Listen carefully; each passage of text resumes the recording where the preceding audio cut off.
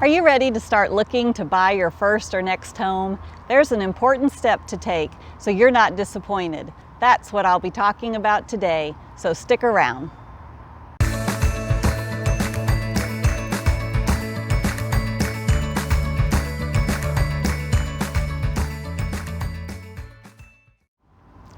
For many buyers, going to look at homes and deciding on the one you want to buy is pretty exciting, but there's an extremely important step buyers should do first. Talk to a reputable mortgage lender and get pre-approved. So why should you do this? The most obvious answer is so you have an accurate idea of what price range home you can afford from a lender's standpoint. This will also bring to your attention any issues that would be roadblocks to you being approved, like a low credit score or delinquent debts you may not remember. It'll also help you have a more accurate number of how much cash you'll need when you find a home to cover closing costs, etc., so there aren't any financial surprises. But there's another very important reason.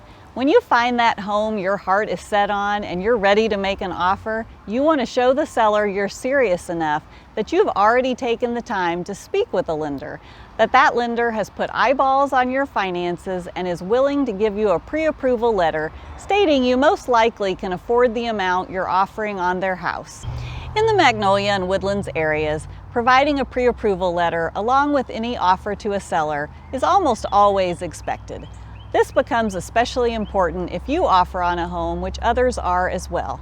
A seller is almost always going to look more favorably upon a buyer who has a pre-approval letter over one who doesn't. And if you want more information on the steps to buy a home, be sure to check out my video that's linked somewhere up above. So, can you make an offer on a home without a pre-approval letter? Absolutely. There's nothing stopping you. But a seller is most likely going to ask for one before agreeing to your offer, and that just slows the process down and opens the door wider for another buyer to make an offer which the seller accepts, and you lose your chance to buy that particular home. You'll eventually need to get your financing in order, so you might as well work through this step ahead of time, giving you the ability to make an offer quickly with confidence.